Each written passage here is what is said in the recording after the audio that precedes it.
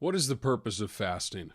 This is a question that I myself wrestled with for a number of years. As an evangelical, I never fasted. And when I was told or read in scripture about fasting, I always felt confused. And honestly, it was so foreign that it just felt like legalism, even when I read it in scripture. And so, coming into a more fully Catholic expression of the faith, fasting is a part of life. And as I've started to participate more in the regular patterns of fasting during the Christian year, specifically the Wednesdays and Friday fasts, and then obviously the Great Lenten fast, where it kind of continues from Wednesday and Friday throughout the week. You're still trying to live a more moderate and fasted lifestyle. As I've begun to adopt these practices in my own life, it's made me think more and more about the purpose of fasting. Because I think the initial thing that a lot of people think when they think of fasting is, I'm setting aside something to devote myself to God, right? And there is a real sense in which this is true. We are setting aside something to devote ourselves to God. But as I've thought more about it and conversed with people about it and really just prayed in a state of fasting, Lord, show me and reveal to me and deepen my understanding of this discipline in order that I might more fully participate in it.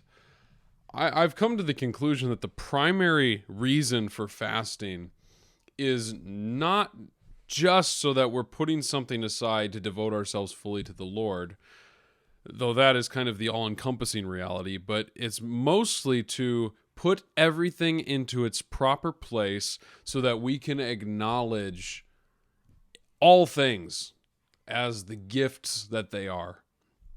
And to elaborate on what I mean by that, if I sit down, I love pizza, okay? So we'll go with the example of pizza. If I sit down every single night and I just devour pizza, my focus is going to be on the pleasure that pizza brings me, right?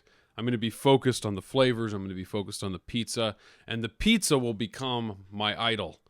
I'm going to sit down every night, I'm going to have pizza. Maybe I'll get sick of it after a while, but I'm going to sit down every night devouring this pizza. The pizza becomes the object of my affection, the object of my devotion. If I am to abstain from pizza, it is not because pizza's bad.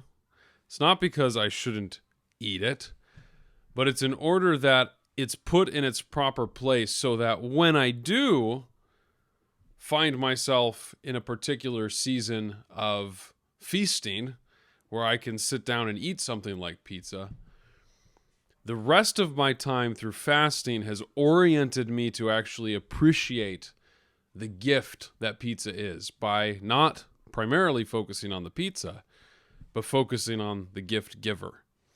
And this is really the purpose of fasting, not just from food, but from all things. See, all too often we have this spiritual lethargy and even a spiritual apathy that begins to grow within us because we don't know how to fast from things and we overindulge. We don't exercise discipline and prudence. Take something like television, for example. We live in a day and age where TV shows can be binged now. You can go onto a streaming service and you can watch one episode, 2, 3, 4, 5, 6, and just go down the line. And I've fallen prey to this sometimes where I'm just tired, I'm exhausted from a long day, and I just sit down and I watch an episode, and then one episode turns to 2, to 3, to 4, and then I'm up till midnight, 1 in the morning, going, oh my goodness, I should probably go to bed. I've watched 5 episodes now and wasted a lot of time. And usually I go to bed, if I've done this, which I have in the past, here's an admission, I usually go to bed not praying. I go to bed just tired, put my head on the pillow, and fall asleep. Next morning I wake up, I'm spiritually apathetic, I'm lethargic, I'm tired, I move throughout my day in this state. Why? Well, because I overindulged something, lost sight of the goodness of the thing itself as a gift from the gift giver, and simply fell into glorifying the thing itself as an escape, as a way to just forget about the difficult things in life. A whole facet of realities that are all kind of tied to that. But the one that's missing is recognizing this as a gift. If, however, we are intentional to say, I'm not going to watch television on these days, and on this one day, I'm going to allow myself one episode. That one episode is going to be very enjoyable, but two, when you stop and you're willing to put that discipline and stop yourself from indulging further, you are going to grow in your appreciation for that thing. You're going to grow in your appreciation for that thing. And I'll get even more practical with you. If you love somebody, think of a spouse, think of a family member that you cherish, okay? When you're around that person day in and day out, it's very easy to take them for granted. I do this with my wife. Lord have mercy on me, forgive me. I do this with my wife sometimes. I'm with her every day.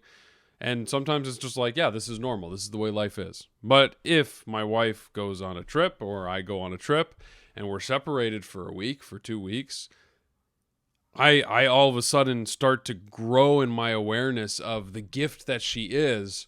And when I'm back in her presence again after an extended time, all of a sudden I'm able to appreciate her more. I'm able to see, Lord, what a gift she is to me. This is the purpose of fasting. This is the purpose of prudence, of really a limited, moderated way of living. It's not simply to get rid of something so you can devote yourself to God. It's to take everything, the good gifts that God has given us, and orient them in their proper place so that when we receive these good gifts, we can recognize them as such. And in recognizing them as such, the gift itself is glorified and elevated to participate in something holy rather than something that is worldly, secular, and obscene. We can take a good gift and we can desecrate it when we fail to put it in its proper place. Sex is a good example of this. Sex is a beautiful, proper, good gift of marriage. The world has taken it and turned it into entertainment, turned it into an industry where at the click of a button, you can go and watch people having sex. This is obviously an inversion of a good gift. It is the evil side of a good gift. And all things can become like this when they're not put in their proper place. And so the reason sex is in marriage is not because God hates pleasure. It's because he knows that orienting things in their proper place ultimately will orient us towards him. And in doing so, will allow us to see those gifts as gifts, to participate in them as holy things rather than profane things. And they will actually participate in our own glorification unto Christ. So, I'll wrap up by saying this. Fasting has become a tremendously important part of my life, an important part of my discipline, and I've been able to recognize and see that it is not simply a moving into a closer awareness of God through the absence of something, but it is really putting everything in its place, that when I have those things, when I behold those good gifts of God, I'm able to give the due praise to their Maker and sanctify not just my experience with these gifts, but sanctify even the gifts themselves. So, next time you enjoy a slice of pizza, thank the gift giver and don't overindulge. This is the purpose of fasting, and I pray that it's helpful to you.